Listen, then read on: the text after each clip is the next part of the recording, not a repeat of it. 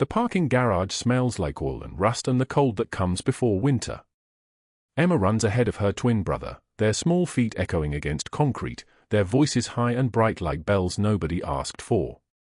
Behind them, the black SUV idles, its engine rumbling like a sleeping predator. Luca Calabrese stands in the open door, watching them play, his hand curved protectively against the frame.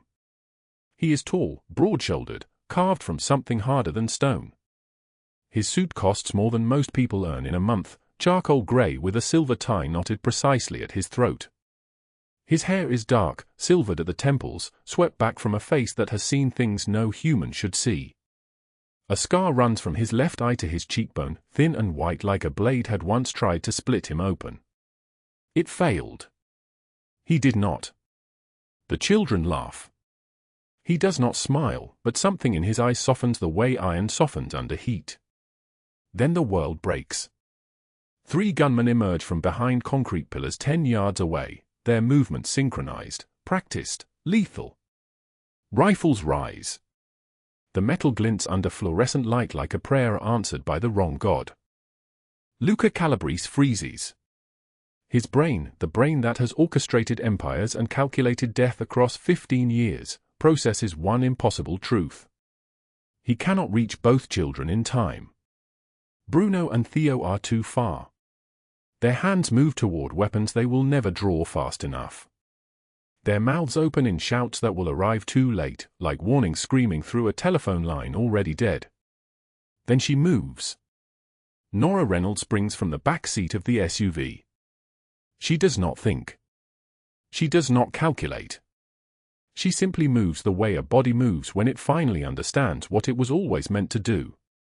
Her worn shoes slap against concrete. Her breath comes sharp and bright like broken glass.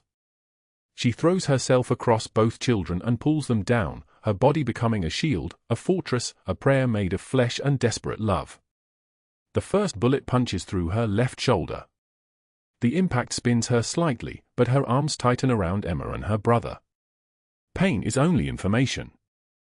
She has received worse information before. The second bullet rips through her right side, tearing through muscle and organ and the thin fabric of the thrift store shirt she has worn for 2 years. Warm blood spreads across her ribs like a map being drawn in real time. The third bullet tears through her upper back. The fourth follows a half-second later, and then the fifth, each impact a hammer blow to the landscape of scars already written there, old violence stacked on top of new violence, a geography of pain so complete it reads like a language only she understands. The sixth bullet grazes her neck. She feels the heat of it, the way it splits the air beside her spine. A hair's width different and the spine shatters. She knows this. She has always known how close she lives to not living at all. The seventh bullet embeds in her lower back. This one steals her breath. This one makes her understand that her body has a limit, and she has found it. She does not scream. Her arms wrap tighter around both children. Her voice comes steady, barely a whisper, trembling like a candle in the wind that has somehow not yet blown it out. It's okay. It's okay, I've got you. I've got you both. Emma's small hand grips her shirt. Her brother presses his face into Nora's shoulder. Neither child cries, as if they understand that they are being held by someone who has traded their own safety for the privilege. The gunfire stops. 3 seconds of silence follow, and in that silence the entire universe seems to be holding its breath. Luca Calabrese drops to his knees beside her. His hands that have signed death warrants and ordered the dissolution of men's lives, shake as he presses them against her wounds. His voice comes out different than anyone has ever heard it, broken, raw, dragged up from somewhere beneath the empire he has built. Stay. Stay with me. Stay. Bruno and Theo move like ghosts, weapons drawn, returning fire that erases the gunman from existence in seconds. The sound of bullets hitting concrete echoes and echoes, a noise like the end of something. But in that moment, the most powerful man in Las Vegas kneels on cold ground beside a woman who has just given him the only thing he never thought he could have. She holds his children. She shields them with her own blood. And for the first time in 15 years, something in Luca Calabrese's chest breaks open like a door that was never meant to stay locked. The garage fills with the smell of copper and gunpowder and the particular silence that comes after violence ends.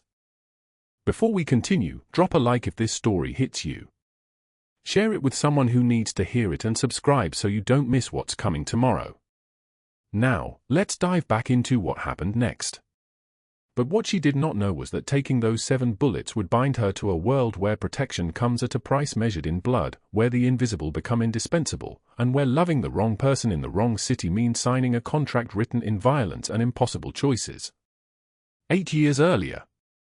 The clock reads 5:56 in the morning. Nora Reynolds lies awake in a converted closet that measures 6 feet by 8 feet, her body still in the position she fell asleep in, curled on her right side, her left arm tucked beneath her pillow.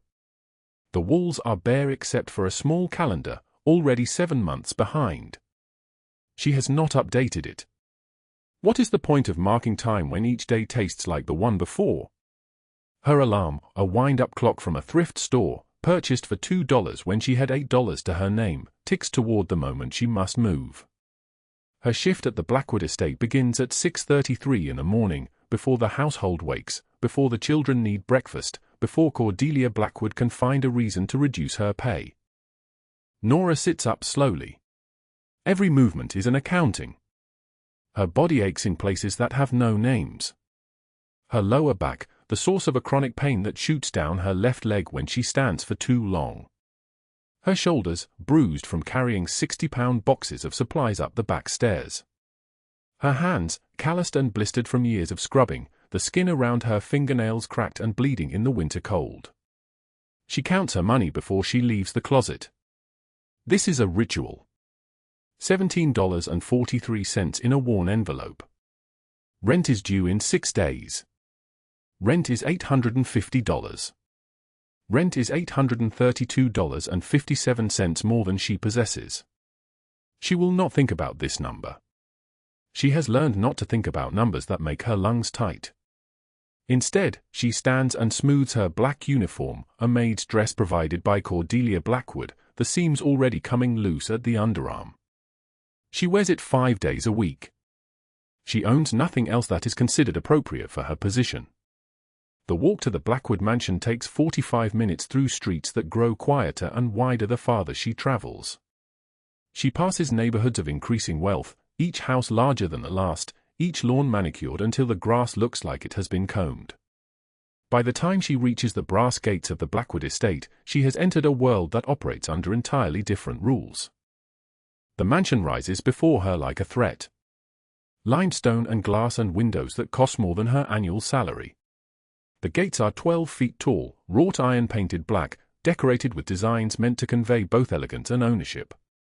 She uses her key, a small silver thing that feels like a violation of trust every time she touches it, and lets herself through the service entrance. The kitchen is cavernous and cold. The stone countertops have never known a warm hand. She begins where she always begins, the children's bedrooms. Twin rooms on the second floor, decorated in pale blue and pale green, stuffed with toys that have never been played with. Emma and her brother sleep in beds that cost more than the entirety of Nora's savings. Their small faces are peaceful in the half-light that comes through silk curtains. Nora moves quietly. Her job is to be invisible, to arrange the world so that the family does not have to think about how the world comes to be arranged. She opens the curtains 3 inches. She sets out their clothes, uniforms for the private school they attend. She opens their backpacks and ensures their homework is inside. When Emma stirs, Nora is already moving toward the door. "Good morning," a small voice says. Emma's eyes are still half closed, her hair a tangle of dark curls against the pillow. She is 6 years old. She has never learned that there are people in the world you are not supposed to talk to, people meant to remain invisible even when you see them. Nora stops. The instruction manual for her position contains specific language about professional boundaries. She turns, and her expression softens in a way she has learned to conceal from everyone except the children. "Good morning, Emma," she says. "Your breakfast will be ready in 20 minutes. Your uniform is on the chair. Will you eat breakfast with me? Emma asks. I will be eating in the kitchen, Nora says carefully, which is the truth and not the truth simultaneously. Emma considers this. She is old enough to understand that honesty and evasion are not opposites, only different languages used by different people in different rooms of the same house. I wish you would eat with me, Emma says finally. Nora does not respond. She leaves the room and closes the door quietly behind her. The kitchen fills with the smell of eggs and toast. She prepares breakfast for the family, soft-boiled eggs in delicate porcelain cups, toast cut into precise triangles, fresh fruit arranged on a plate in a pattern that suggests artistry in the arrangement of sustenance. Then she makes herself a cup of black coffee and eats the toast heels that were not elegant enough for the family's table. Cordelia Blackwood descends the staircase at 7:15, her heels announcing her arrival before she enters the kitchen. She is a tall woman, thin in the way that comes from disciplined abstinence, her blonde hair set in waves that never quite move. She wears a cashmere sweater that costs more than Nora's monthly rent. A diamond the size of a small eye catches light at her throat. The children's uniforms require pressing, Cordelia says without preamble. And the guest room needs fresh flowers. Roses, white ones. From the garden if possible. Nora nods. She does not say that it is November and the roses died 2 months ago. She does not say that white roses cost $30 a dozen at the flower shop, and she has $17.43 to last until she is paid on Friday. She says nothing. Invisibility has taught her that silence is often the only honest response to impossible demands. Yes, Mrs. Blackwood, she says.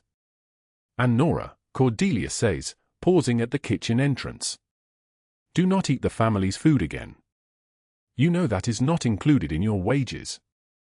Nora has not eaten food the family was meant to consume.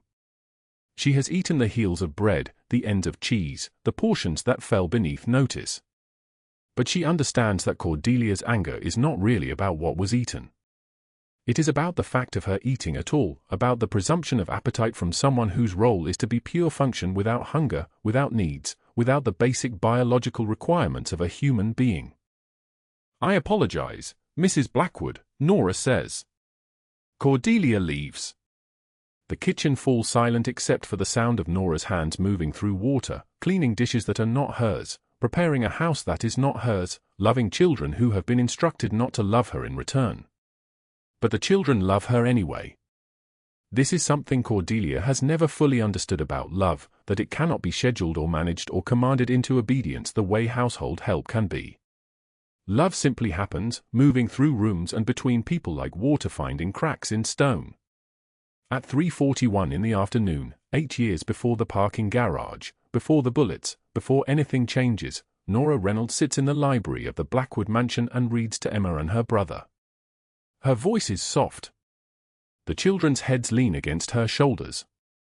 Outside, the sun slides toward evening, and for one small hour, in one small room, she is not invisible at all. She is everything. The alarm screams at 5:22 in the morning. Nora Reynolds does not move. She lies in the darkness of what was once a storage closet, now her bedroom, staring at the water stain on the ceiling that looks like a map of somewhere she will never go. The mattress beneath her is thin, barely cushioning the concrete floor. One small window, positioned high on the wall, shows nothing but the grey skin of pre-dawn. She has been sleeping in this room for 8 years. She sits up. The movement hurts. Her back is tight, the old scars pulling like they always do when she first moves, like her body is reminding her of every reason she should still be afraid. She does not think about this. She has learned not to think about the scars or the reason they exist or the man who put them there. Thinking leads to trembling. Trembling leads to mistakes. Mistakes lead to losing this job, this room, this thread of survival she has been clinging to since her husband died 3 years ago. Nora dresses quickly. She wears a grey uniform, crisp but cheap, polyester that does not breathe. The kitchen needs her by 6:15. Emma and her brother need breakfast by 7 o'clock. School uniforms must be pressed. Lunches must be packed. Everything must be invisible and perfect, like she is invisible and perfect, like her existence is only acceptable in the moment she is useful to someone else. She counts her money before she leaves the closet. $17.43. She has already counted it 3 times this morning, but the number never changes. $17.43 must last until Friday, 6 days away. That means roughly $2.90 per day. She has already eaten the container of yogurt she found in the back of the refrigerator, the one with tomorrow's date marked on it. In 3 hours, when she cleans up after breakfast, she will eat the toast crusts the children leave on their plates. In the afternoon, she will drink black coffee and tell herself it fills the empty space. By Thursday, there will be nothing left but the old peanut butter jar in her room, the one she keeps for emergencies. She has been in a permanent state of emergency for 8 years. The Blackwood mansion is silent as she moves through it, unlocking doors, turning on lights. Her footsteps on the marble floor sound like an apology. The kitchen is cold and cavernous, all stainless steel and white countertops that reflect her face back at her like a judgment. She begins the work that is the architecture of her days: eggs, toast, fresh squeezed juice that costs more than she makes in an hour. Everything must be perfect. Everything must be prepared as if she is not a person preparing it. At 8:45 in the morning, Cordelia Blackwood enters the kitchen. She moves like a woman who has never been told no, who understands the world as a place that exists to accommodate her preferences. Her silk robe is the color of champagne. Her hair is arranged in the kind of casual perfection that requires 45 minutes at a salon she visits twice weekly. She carries a crystal glass filled with actual champagne, though the sun has barely cleared the rooftops. "You are 17 minutes late with breakfast," Cordelia says. Not a question. An accusation. Nora does not look up from the eggs she is plating. "I apologize, Mrs. Blackwood. The children's uniforms needed pressing and I do not pay you to make excuses, Nora. I pay you to perform tasks. Breakfast at 8:30. This is not complicated. There are women who would commit crimes for your position, and they would show the appropriate gratitude." Cordelia takes a slow sip of champagne. "Or perhaps you would prefer to end up back on the street again. Is that what you want?" The question is not meant to be answered. Both women know the truth. Nora has nowhere else to go. The tiny house her dead husband left her, the only thing that tethers her to any sense of permanence, sits 3 blocks away with a foreclosure notice stuck to its door. $85,000. In 3 days, the bank will take it. She will lose the last piece of him, the last piece of herself. "No, Mrs. Blackwood," Nora says. "It will not happen again." Cordelia nods, satisfied with her power, and leaves. The kitchen fills with the sound of silence, that specific quiet that follows a threat, heavy and absolute. At noon, Cordelia hosts her ladies' lunch in the dining room. For women in designer clothes, their voices sharp as scissors, their laughter the kind that cuts.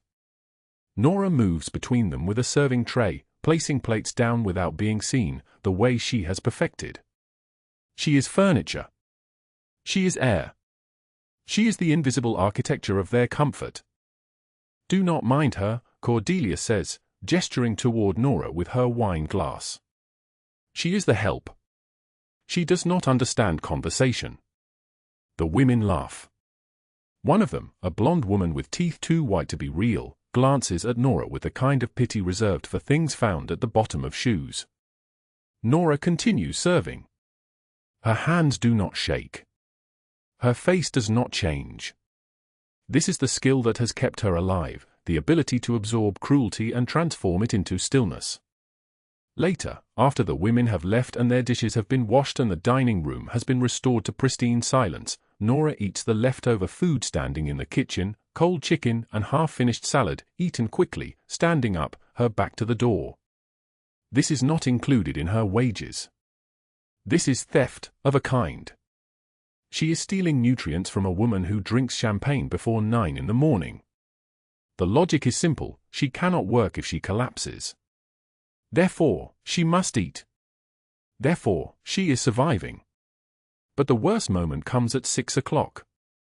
Nora is reading in the library when Emma walks in, the 6-year-old school uniform already changed for pajamas, her hair still tangled from the day. Emma is small in the way children are small when they have learned to take up less space than they deserve. She has Cordelia's pale blonde hair but something else entirely in her eyes, kindness, the kind that children possess before the world teaches them to keep it hidden. Emma climbs onto the sofa beside Nora without asking permission. She leans her head against Nora's shoulder and says, "Keep reading." So Nora reads. The book is a fairy tale, the kind where goodness is eventually rewarded, where lost girls become queens. Outside, the sun slides toward evening, turning the light in the library golden soft, the kind of light that feels like forgiveness even though Nora has done nothing that requires forgiving. The children's breathing slows. Emma's hand reaches for Nora's. The door opens. Cordelia stands in the doorway with her hands on her hips, her expression calcifying into something hard and final. "Step away from her," Cordelia says to Emma, her voice pitched low and careful, the voice of someone about to break something she owns. Emma startles. Nora moves first, putting distance between herself and the child, understanding the rules without needing them explained. Cordelia walks to Emma and pulls her away with a gesture that is not quite rough but carries the promise of roughness. "She is not your mother," Cordelia says. Her eyes move to Nora as she speaks. "She is nobody. Do not get attached to the furniture. The furniture can be replaced." Emma begins to cry. Emma's brother, who was silent in the corner, begins to cry also. Nora stands motionless, her hands empty, her face a blank page. This is what it means to be invisible, to be present at the moment of a child's pain and unable to respond to it. To be the cause of the pain and forbidden to comfort it. Cordelia leaves, pulling both children behind her. Nora closes the book. She sits in the library for 3 minutes, alone, breathing in and out, making sure her hand stops shaking before she has anything else to do. At 11 in the afternoon, 2 days before the foreclosure deadline, Nora is at the grocery store. She has carefully selected 3 items, a loaf of bread, a box of pasta, a single can of beans. Total cost, $4.23. She has examined the prices carefully, doing the mathematics of survival in her head. $17.43 divided by 6 days. She is good at mathematics now. She has become fluent in the language of not enough. She is loading groceries into her bag when she sees him. Douglas Hale stands between 2 pickup trucks in the parking lot, wearing a gray shirt with the sleeves rolled up. He is watching her. He has been watching her for 3 years, since the divorce, since he decided that her leaving was a kind of theft he was entitled to punish forever. He does not move. He does not wave. He does not need to. His presence is a message. His stillness is a threat. Nora's hands freeze. The can of beans pauses inches from her bag. He smiles. It is not a smile. It is the expression a predator makes, the one that says, "I can wait. I have nothing but time, and all of your life stretches ahead of you like a hallway I am already standing in." She finishes loading the groceries. She does not run. Running shows fear, and fear shows weakness, and weakness invites acceleration. She walks to her car with the careful steps of someone being watched, which she is. Every step is a prayer. Every moment is a calculation of distance and time. She does not know that 3 blocks away, a black convoy of SUVs is turning onto the highway. She does not know that inside the third vehicle, a man with eyes the color of a winter sky is about to receive a phone call that will splinter his world. She does not know that in exactly 47 minutes, her life will collide with a power so absolute that even invisibility will no longer be enough to protect her. But what she does know, as she drives her broken car away from the parking lot, as she watches Douglas Hale in her rearview mirror until distance finally swallows him, is that she is running out of time. The foreclosure notice is 3 days away. The money is impossible. The future is a locked door. And then the engine begins to make a sound like breaking glass. The wind outside cuts like a blade wrapped in ice, and Nora Reynolds sits alone in her broken-down car on the empty highway outside Las Vegas, watching the temperature on the dashboard drop from 52 degrees to 48. The time reads 11:22 p.m. She has tried the ignition 5 times. Each time, nothing but the sound of an engine refusing to turn over, a grinding mechanical scream that matches the sound building inside her chest. Her cell phone glows at 2% battery. No signal. She has $78 in her wallet, a crumpled foreclosure notice in her bag, and exactly 3 days before the bank seizes everything she has spent 8 years trying to build. The November wind tears through the highway, lifting dead leaves and throwing them against her windshield like small accusations. She wraps her thin jacket tighter around her body, but it is a useless gesture. The jacket cost $3 at a second-hand store. It was never designed for this kind of cold. The bank had said no. She had sat in that sterile office on the 19th floor, watched the loan officer's eyes move from her face to her application and back again, and watched the words form before they were spoken. No extension. No mercy. The house would be foreclosed on in 72 hours. She steps out of the car. The asphalt is cold enough to shock her through the soles of her shoes, and her breath comes out in white puffs, visible and then gone, visible and then gone. The highway stretches in both directions, empty, endless, a ribbon of darkness interrupted only by the pale glow of a distant street lamp. She has no roadside assistance. She has no one to call. She has already borrowed from everyone she knows, and everyone she knows has said no. That is when she sees the headlights. 3 vehicles approach from the north, moving in perfect formation, their lights cutting through the darkness like a warning. They are large. Black. The kind of vehicles that do not belong on an empty highway at nearly midnight. They slow as they approach her car, and Nora's instinct screams at her to get back inside, to lock the doors, to disappear. But there is nowhere to disappear to. The desert stretches in every direction. The nearest town is 6 miles away. The cold is already bone deep, and her phone is dying. The convoy stops. The rear door of the middle vehicle opens, and a man emerges from the darkness. Luca Calabrese is 6'3", with shoulders that seem to carry the weight of the entire city of Las Vegas. His coat is cashmere, dark gray, the kind of garment that costs more than Nora's monthly rent. His dark hair is streaked with silver at the temples, and his eyes are the color of a winter sky, pale and piercing and capable of reading every secret written across a person's face. A thin scar runs from his left eye to his cheekbone, a map of violence survived. He moves toward her with the careful deliberation of a man who has learned that every motion matters, that every step communicates something. 2 men flank him, hands resting near the inside of their jackets. Bruno is broad and scarred. Theo is lean and lethal. Neither man smiles. Luca studies Nora for a moment, and in that moment, he takes in everything. The worn jacket. The desperate eyes. The way her hands tremble, though whether from cold or fear he cannot yet determine. When he speaks, his voice is deep and solid like an oath, each word deliberate. You need help. Nora's mouth is dry. Everything inside her screams danger, but she is shaking too hard to hide it, and the car is dead, and the cold is absolute. She nods. Bruno moves to the engine without being asked.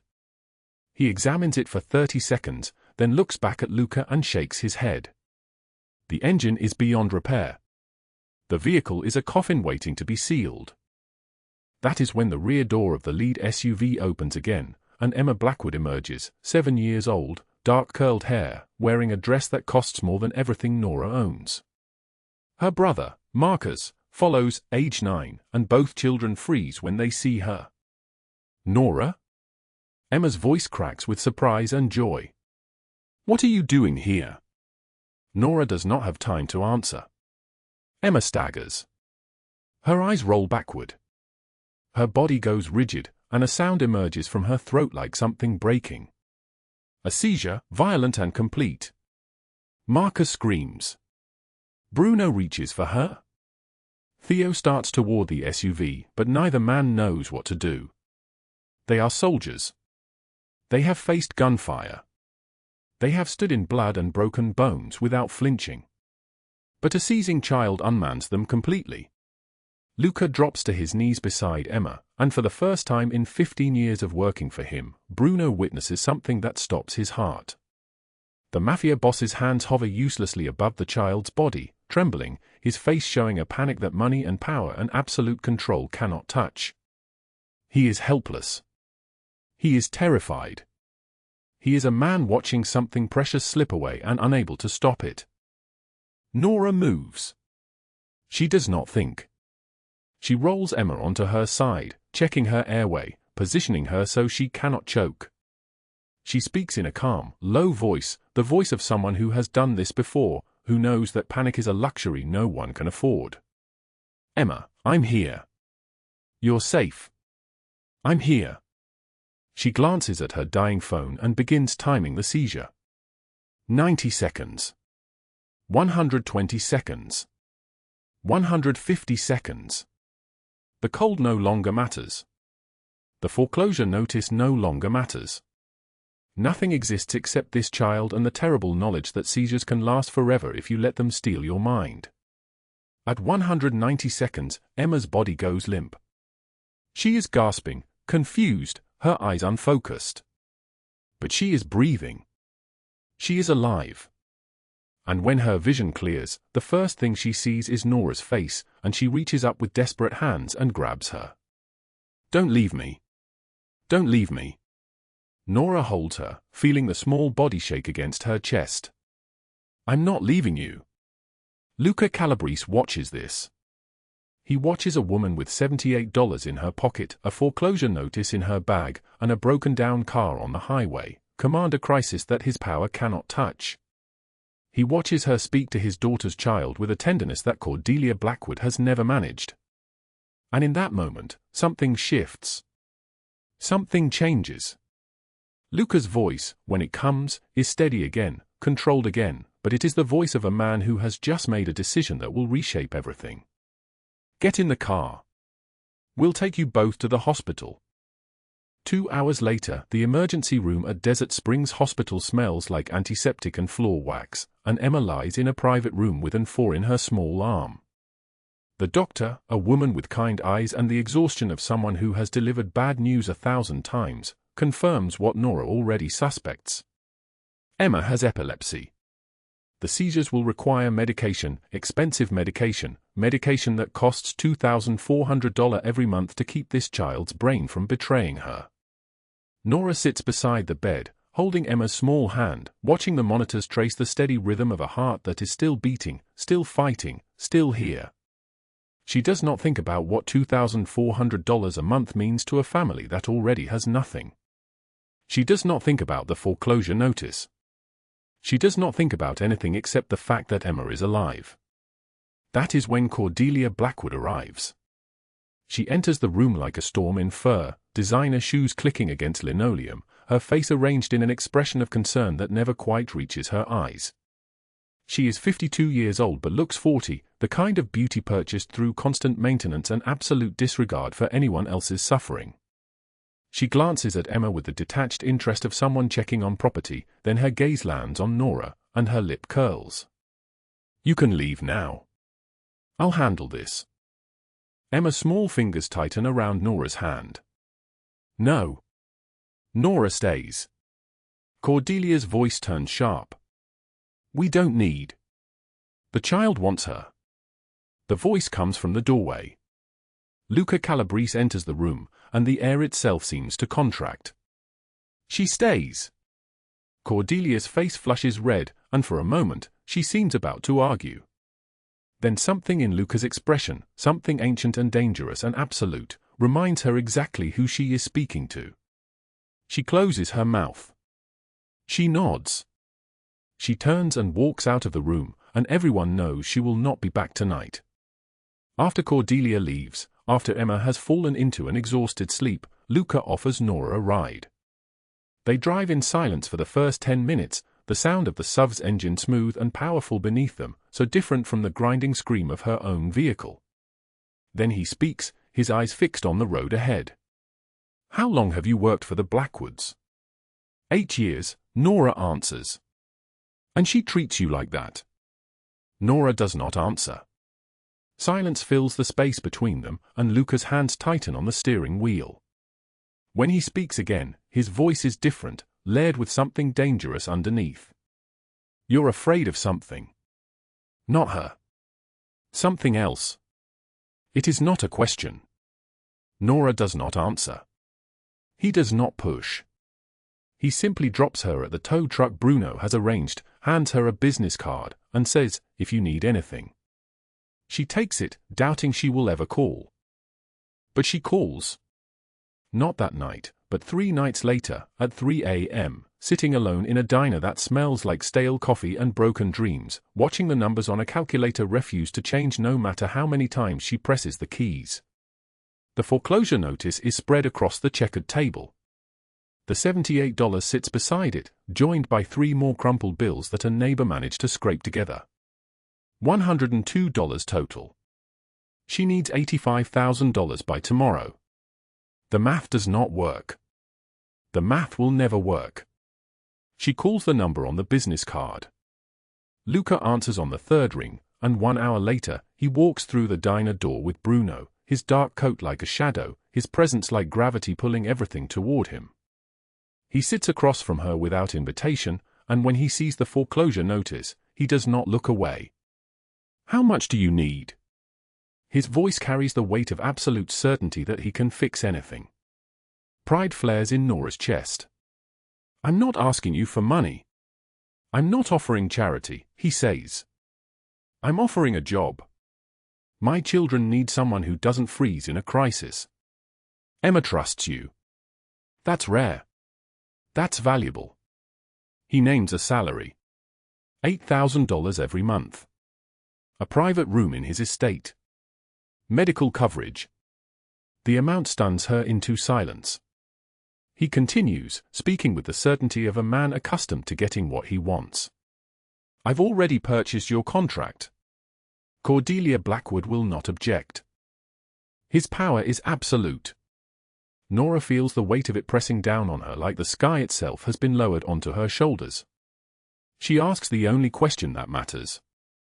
"Why would you help me? I'm nobody." Luca leans forward. His winter sky eyes hold hers, and when he speaks, his voice is barely above a whisper. "Nobody is what people called me when I was 12 and my father was murdered by men who thought I was disposable. Nobody is what I made myself into so I could survive. You're not nobody. You're someone who threw herself over a seizing child while grown men stood frozen. That's someone I want protecting my children." She resists. She tells him she cannot leave the Blackwoods, that Emma there needs her. But even as she says it, she knows it is a lie. Emma's mother does not see Emma. The only person who has ever seen Emma is sitting across the table right now, offering her a life that is not built on starvation and fear. She accepts the job. She moves into the Calabrese estate 1 week later, into a room that is 10 times larger than the converted closet she has lived in for 8 years. The bed is real. The windows look out onto gardens instead of brick walls. She has a closet with space for more than 4 outfits. And then, unpacking her belongings into drawers that seem to multiply endlessly, Bruno knocks on her door. Luca wants to see her in his office. The office is wood-paneled, smells of leather and cigars, walls lined with books she suspects no one has ever read. Luca sits behind a desk that is less furniture and more monument to power. He studies her for a long moment before speaking. "Who gave you those scars on your back?" Nora's entire body goes cold. "How did you?" "When you reached up to get Emma's bag from the overhead compartment. Your shirt rode up. I saw cigarette burns. Belt marks. Knife cuts." His voice is controlled, but underneath it runs something dangerous, something that makes her understand why men fear him. "Tell me." She tells him about Douglas Hale. She tells him about the violence, the broken ribs, the way he married someone else but never let go of Nora, the way he reappeared after her husband died, the way he watches her still, the way the police refuse to help. She tells him about the scars on her back like a geography of pain, each one a memory of a man who decided that leaving was a betrayal he was entitled to punish forever. Luca's jaw tightens. His hands curl into fists. And in that moment, both Bruno and Theo, standing silent in the shadows behind him, understand that Douglas Hale has just made the most dangerous mistake of his life. In 15 years of working for Luca Calabrese, they have never seen his hands shake with rage. "He won't touch you again," Luca says. His voice is like thunder. "You're under my protection now." That means something in this city. What changed everything was the question Nora asked next. "Why do you care?" The question sits in the air between them, heavy and real. Luca stands and walks to the window, looking out at the city that bends to his will. "Because I know what it's like when the people who are supposed to protect you fail." He tells her about his younger brother Matteo, about the betrayal 5 years ago, about the impossible choice between mercy and survival. "I gave him a chance to leave. He refused. He thought blood would protect him." The weight of his regret fills the room like smoke. Nora understands in that moment that they are both survivors of a world that crushes the weak. She understands that he sees something in her that no one has ever seen before. And she understands, with a clarity that terrifies her, that she is no longer invisible. October wind carved through the parking garage like a blade wrapped in ice. Concrete stretched grey and endless beneath fluorescent lights that hummed their tired, electric song. Nora Reynolds stood beside the black SUV, one hand resting on Emma's shoulder, the other holding her brother's smaller palm. The children were laughing about something small, a joke Luca had told them at dinner, something about a cat and a confused squirrel. Their voices echoed off the ribbed metal ceiling. Luca Calabrese emerged from the restaurant service entrance 40 feet away, Bruno and Theo trailing behind him like shadows given weight and muscle. He wore a charcoal suit that cost more than everything Nora had owned 3 months ago. His silver watch caught the fluorescent light and threw it back. He was checking his phone, his mind already moving toward the next transaction, the next negotiation, the next small war being fought in boardrooms instead of streets.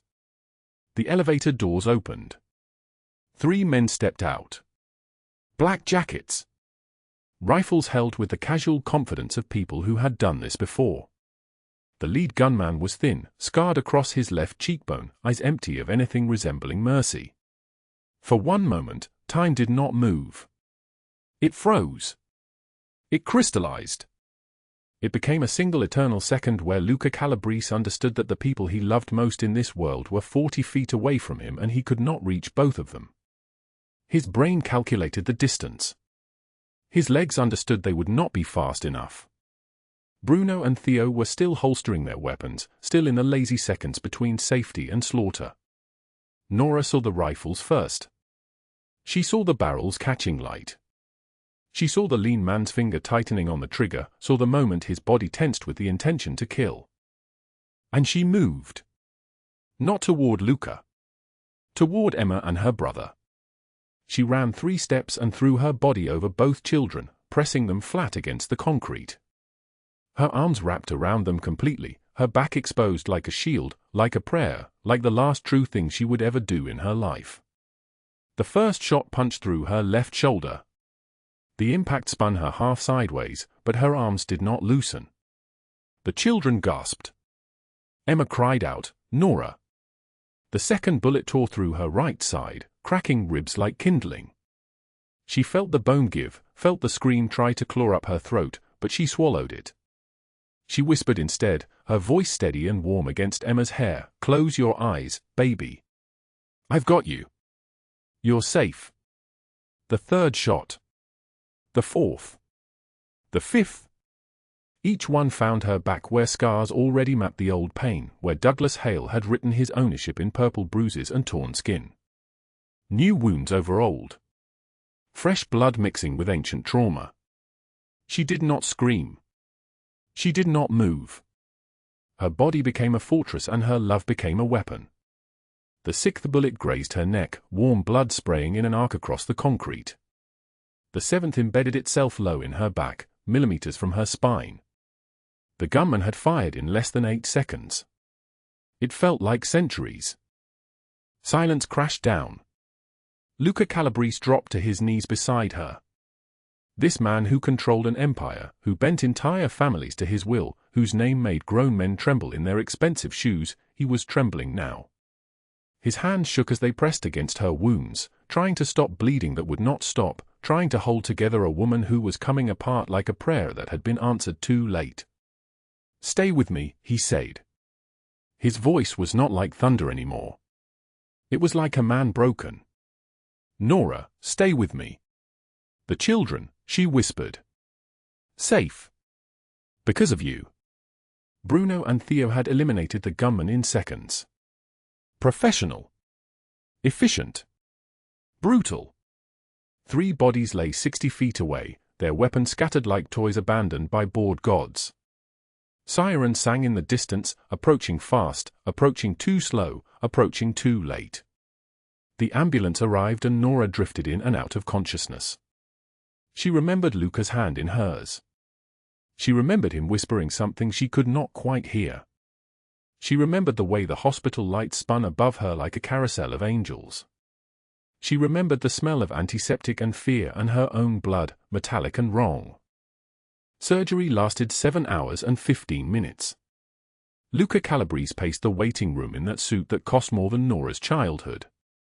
He had not sat down once. Bruno brought him coffee. Theo brought water. He ignored both.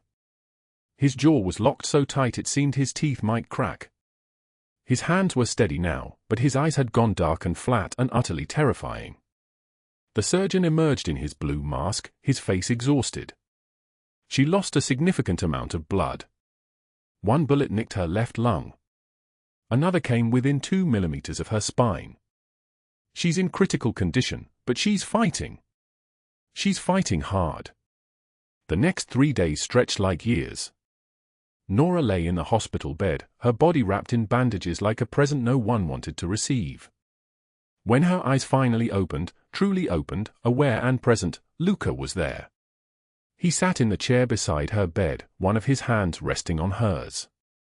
He had not shaved. His suit had been replaced with a black shirt, sleeves rolled up, showing the tattoos on his forearms, marks of a life lived in the shadows. He looked like a man who had not slept in 72 hours and had no intention of sleeping ever again. "The children," Nora whispered. Her voice sounded like something that had been through fire. "Safe," he said immediately. "Sleeping upstairs. They've barely left your room." She tried to sit up. Pain exploded across her entire body like lightning. She gasped, and he pressed a gentle hand to her shoulder. "Don't move. You took 7 bullets." "I counted," she whispered. He leaned closer. "What?" "I counted them. As they came. 1, 2, 3. I was counting to keep myself present. To keep myself here." Luca Calabrese, who had built an empire on violence and will and the absolute refusal to bend, closed his eyes. When he opened them again, tears tracked down his face. His men would never see this. The world would never see this. This moment belonged only to her. While Nora slept in the hospital bed, wrapped in machines that breathed for her lungs, Luca acted. The night after she woke, he made a phone call. 1 call. That was all it ever took. Bruno and Theo, along with 10 other men dressed in tactical black, moved through Douglas Hale's apartment building at 4 in the morning. The hallways were silent. Their footsteps were the only sound in a world that had stopped moving. They did not knock. They did not announce themselves. A door exploded inward and Douglas Hale woke to a rifle barrel against his temple and hands that knew exactly how to break every bone in a human body without leaving marks that would show in prison photographs. He was dragged to a warehouse in the industrial district, the kind of place that swallowed screams and echoed back silence. Luca Calabrese stood in the center of the empty space, surrounded by his men. Douglas Hale was forced to his knees. He was still wearing the clothes he had slept in, and fear had already made his bladder fail. He stank of urine and desperation. "Please," he said. "Calabrese, I didn't know, I was just trying to." You sent photos of a woman and 2 children to tabloid journalists, Luca said quietly. His voice was ice and winter and the sound of a door closing forever. You accused her of kidnapping. You knew it was false. You did it to destroy her because she had the audacity to leave you. Douglas's lips trembled. I love her. I was trying to. Love is what happens when you respect someone's right to exist without you in their life. What you felt was possession. What you did was terrorism. Luca nodded to Bruno. A second door opened. 3 men entered, scarred, tattooed, marked by years in prisons that made Las Vegas look like a luxury resort. They were members of the Rossi family, the organization Douglas had testified against 15 years ago in exchange for immunity and protection. Douglas Hale's face went completely white. He tried to scramble backward. His legs would not obey him. You belong to them now, Luca said. They have a long memory. They have a list. Your name has been at the top of that list for 15 years. I'm simply removing the obstacle between them and you. The Rossi men dragged Douglas away. His screams echoed through the warehouse for exactly 43 seconds, then stopped. It was the kind of silence that meant finality. It was the kind of silence that meant he would never be seen again. 3 days later, Cordelia Blackwood hosted a charity gala at the Las Vegas Regency Hotel. 500 people in designer gowns and tailored tuxedos. Champagne towers. A string quartet. Cordelia stood at the center of the ballroom in a gown that cost $200,000, a diamond necklace worth 3 times that, her voice carrying across the room as she spoke about the importance of protecting children, of compassion, of generosity. The FBI agents entered during her 3rd toast. They moved through the crowd with the quiet purpose of people who knew exactly where they were going. Security tried to stop them. Their badges made the security guards step aside immediately. The federal government moves differently than men in suits and favors. The federal government moves like a thunderstorm that cannot be negotiated with. Cordelia Blackwood, the lead agent said, mounting the stage. You're under arrest for tax evasion, fraud, embezzlement of charity funds, and child endangerment. The ballroom erupted. Cameras flashed. Phones appeared. The orchestra stuttered to a confused halt. Cordelia's face cycled through shock, then fury, then the desperate calculation of someone trying to find an escape that did not exist. This is a mistake. I have lawyers. I have? The agent read the charges. $2.3 million in charitable donations diverted to personal accounts. 8 years of falsified tax returns. Neglect of minor children. Failure to provide medical care. Emma's epilepsy medication cost $2,400 per month. The insurance covered it. Cordelia's insurance. The insurance that Cordelia pocketed and hid, and then told doctors the family could not afford treatment. A little girl had spent years untreated while her mother suffered in luxury. The woman who had built her reputation on elegance and charity watched it collapse in 90 seconds. Her society friends turned away. The photographers who had once clamored for her attention now photographed her in handcuffs, her designer gown torn at the hem from the struggle, her hair in disarray, her face streaked with makeup and desperation. Federal prison. 40 years. Too quick would have been death. This was systematic destruction, her reputation, her freedom, her carefully constructed world dismantled brick by brick while everyone watched. While everyone remembered exactly who she was beneath the diamonds and champagne. Just a woman who had stolen from children. She was loaded into a black sedan. The ballroom fell silent. The orchestra did not resume playing. 2 villains, 2 different forms of justice. But the same message delivered in both cases. Nora Reynolds was not invisible anymore. She mattered. And the people who had tried to crush her had learned what it meant to oppose someone who had nothing left to lose and everything worth protecting.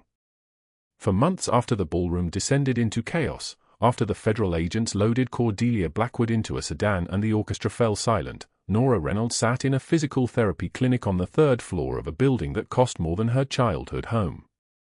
The therapist, a woman named Dr. Chen with silver-streaked hair and hands that knew exactly where the pain lived, guided Nora's leg through a series of movements that felt like dragging broken glass through her muscles. The bullet near her spine had left nerve damage. Mobility would return, Dr. Chen promised, but patience was not negotiable. 3 times a week. 16 weeks minimum. No shortcuts. Luca Calabrese never missed a session. He arrived at 2 p.m. every Tuesday, Thursday, and Saturday, his black SUV pulling into the clinic's private entrance while Bruno and Theo waited outside like granite sentries.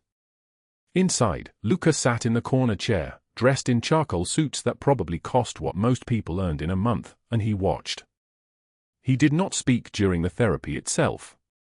He just watched with storm-grey eyes that had learned to hold something other than calculation. When Nora finished and limped back to the waiting room, still using a cane, still fighting each step, he stood without comment and walked beside her to the car, his pace deliberately slower than natural, matching her breathing to his own. The pain is less today, Dr. Chen had said today as Nora finished the final stretch. Not a question. Nora had nodded. It was true. Some days she woke and the phantom sensation of bullets was still there, embedded so deep in her nervous system that her brain could not distinguish between healed tissue and memory. But the sharp edges were dulling. The body had its own mercy. In the car, Luca asked about her college coursework. She was taking 3 classes this semester, general education requirements, nothing yet in her field. She had dropped out at 19 when she met Douglas Hale, and the year since had been a blur of survival that left no room for textbooks.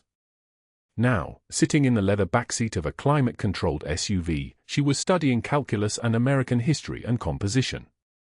The words felt strange in her mouth when she spoke about them. Academic. Normal.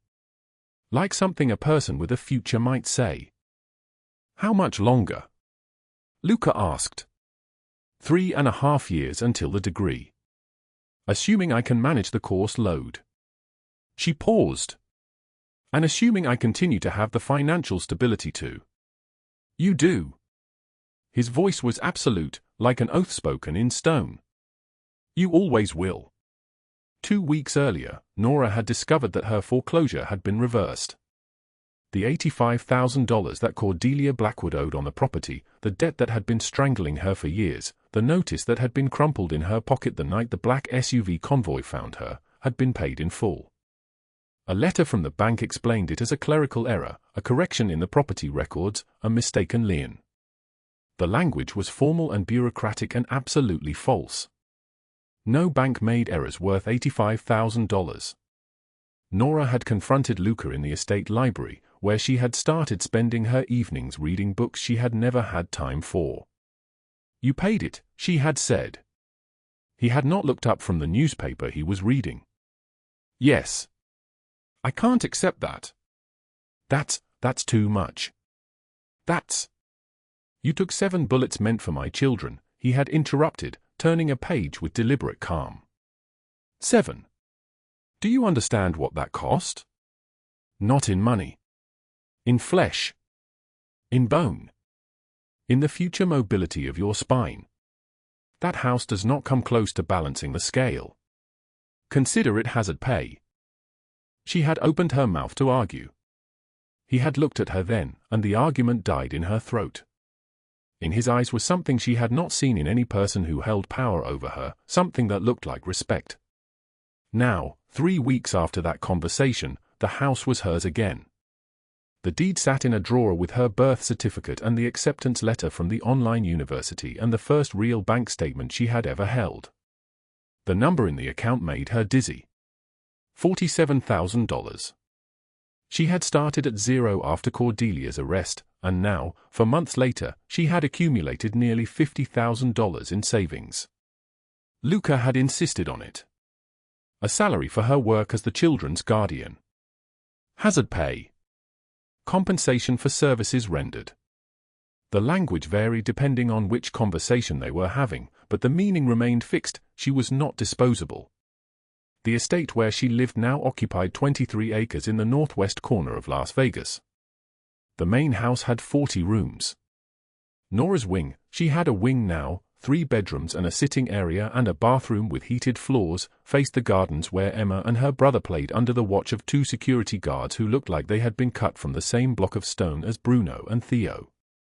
The children ran without fear. Emma's epilepsy medication came in a small white bottle from the pharmacy on the estate, and it was administered twice daily without question or hesitation. The medication that Cordelia had hidden, that Emma had needed while her mother lived in calculated cruelty, now sat in a cabinet labeled with Emma's name. Every evening Luca dined with the children if his schedule permitted. Some nights he was absent, swept away by the machinery of his empire, meetings with men whose names were never mentioned, phone calls taken in the study with the heavy door closed, moments when his expression shifted into something carved from darkness. But whenever he was present, he sat at the head of the table and asked about their day with the focus of someone for whom children represented the only innocence left in the world. One evening last month, his mother had visited. She was a small woman in her 70s, dressed in black, with Luca's same storm-grey eyes and a presence that filled rooms without requiring her to raise her voice. She had spent the afternoon with Emma, who sat close to her grandmother and brought her drawings, colors for sad days, she explained in her small voice, showing the reds and blues and blacks that she used when her epilepsy made her feel confused and frightened. At dinner, Luca's mother had placed her hand on Nora's arm. Not a gesture of affection. Something older. A mark of acknowledgement. "You saved my grandchildren," the woman had said in a voice like distant thunder. "You are family now." Nora had shaken her head. "I'm just the nanny." You stopped being just anything the moment you chose to bleed for children who were not yours," Luca had interrupted. The table had fallen silent. Even his mother had simply nodded, as if a statement of fact had been made and recorded. The footsteps in the estate hallways became familiar to Nora. The soft padding of Emma's feet at 3 a.m. when Caesar dreams woke her and she wandered to find Nora sleeping in the nearby room. The heavier weight of Bruno or Theo on their rounds. The deliberate, measured pace of Luca moving through the house when he thought everyone else was asleep. She had learned his schedule the way a bird learns the geography of sky. She knew when he would pass her door. She knew which nights he stayed in the study until dawn, papers spread across mahogany like a battle map. She knew the small routines that revealed a man carrying weight that money could not balance. One night, it was a Thursday, the middle of the week when exhaustion hollowed everyone out, Nora found him in the library at 2 a.m. The room smelled like leather and old paper and the wood smoke from a fireplace burning at low warmth. Luca sat in a wingback chair with a photograph in his hands. She had learned not to interrupt him in these moments, had learned that sometimes presence meant silence. But he looked up and gestured to the chair across from him. "That's my brother," he said, showing her the photograph. 2 men in their 20s, standing on a boat, the ocean stretching behind them. The man on the right had Luca's dark hair, but his face held a different quality, lighter, less burdened. Matteo. Before he betrayed the family. Before he chose to work with federal agents and testify against the organization. Before I had to choose between mercy and survival. Nora had never heard him speak about this. The men around Luca did not discuss his brother. It was a name that did not exist in conversation. "What did you choose?" she had asked. "Survival," he had said. The word sat in the air like a confession. "I let him go. I could have killed him. The code demanded it. But I let him disappear instead. Sometimes I see his face and wonder if I made the right choice. Mercy versus survival. Which matters more?" She had considered the question seriously, understanding that this was not small talk or philosophical exercise. This was a man asking whether his own humanity had cost him. "You survived," Nora had said finally. "That means you get to keep choosing. Every day after that, you get to choose mercy again. That's what matters." He had set the photograph down on the side table and looked at her for a long moment, not as an employer examining an employee, not as a powerful man observing someone beneath him, but as a person seeing another person clearly. The look had held something that made her breath shift in her chest. "You've changed," he had said. "Since you arrived here. I'm healing, she had replied. It's more than that. He had stood, and the moment had passed like a door closing. You're standing taller. Your voice is stronger. You're taking up more space. I'm glad. After he left the library, Nora had stayed in that chair until the fire burned down to embers. She had thought about the woman she had been in Cordelia Blackwood's mansion, invisible, swallowing herself down to fit into the spaces designated for her. She had thought about the woman she was becoming, slowly, with each week of therapy and each class completed and each dollar accumulated in the bank account that bore her name. She had thought about Luca Calabrese and the unexpected way his attention felt like restoration rather than threat. The months accumulated. Spring arrived in Las Vegas, bringing heat that pressed down like a physical weight. Nora no longer needed the cane. Dr. Chen released her from physical therapy with a final assessment: full mobility restored, scars present but functional, quality of life significantly improved. The day of that appointment, Luca took her to a restaurant instead of returning directly to the estate. It was an upscale place in downtown Las Vegas, Italian food prepared by a chef who had trained in Rome, and they sat at a corner table where no one paid attention to them or to the way Luca looked at her across the table. "You're free now," he said. "You don't have to stay at the estate. You have the house back. You have savings. You have a future that doesn't include managing my children's lives." She had realized in that moment that he was giving her permission to leave. That he understood she could choose something other than this, other than him, other than the mansion and the security and the complicated machinery of his world. "I know," she had said quietly. "I'm choosing to stay." "That's different." The look that crossed his face had been worth every bullet, every scar, every year of invisibility. Because in that look was the recognition that she was not trapped. She was present by decision. She mattered because she chose to. 19 miles across Las Vegas, in a federal detention facility, Douglas Hale sat in a prison cell and understood, finally, that Nora Reynolds would never be his again. 40 years. The sentence had landed like a stone thrown into still water. By the time he was released, she would be a woman he could barely recognize, living a life he could never enter.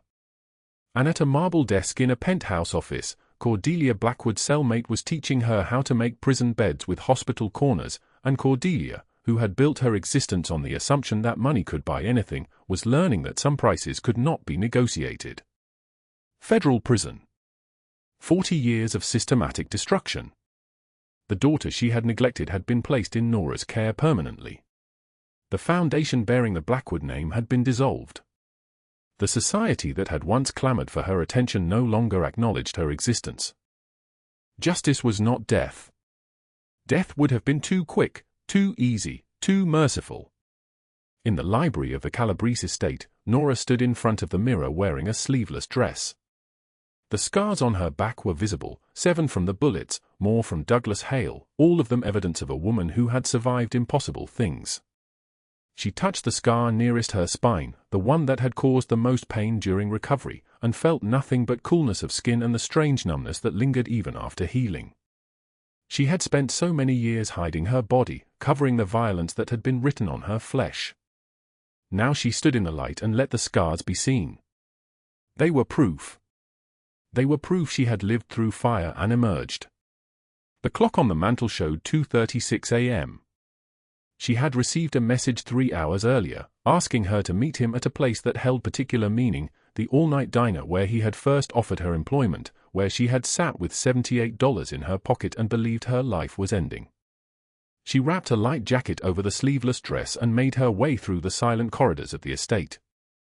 The night security guards nodded as she passed. They had learned that these late-night departures were sanctioned, that the woman who had taken 7 bullets was permitted to move freely, that her safety was non-negotiable. The diner looked exactly as she remembered it. Black and white checkered floor. Neon signs casting a sickly glow. The hum of a refrigerator unit that probably should have been replaced 5 years ago. The smell of stale coffee and grease. A handful of people sat in scattered booths, an older man reading a newspaper, a couple who looked like they had not slept, someone at the counter nursing a cup of coffee that had gone cold. Luca was already there, in the same booth where he had found her months ago. He wore a dark suit with the jacket open, revealing a cream-colored shirt. His dark hair was slightly disheveled, as if he had run his hands through it multiple times. He looked nervous. This man who commanded an empire containing hundreds of soldiers, who made decisions that rippled through Las Vegas like shock waves, looked nervous. "I needed to tell you something," he said as she slid into the booth across from him. "A year ago, I hired you because Emma needed someone to care for her the way you do. 6 months ago, you took 7 bullets meant for my children.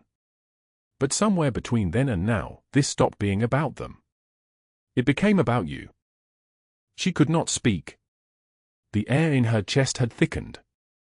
"It became about the way you stand up after the world knocks you down," he continued, his voice steady despite the evidence of his hands, gripping the edge of the table, knuckles whitened. "About the way you see me as a man instead of just a title. About the fact that you chose to stay when you had every reason to leave. I've built walls for 20 years. But you walked through them like they were nothing, and I couldn't find the will to rebuild them. I don't want to rebuild them." She reached across the table and took his hands. His grip tightened immediately, as if he was afraid she might disappear.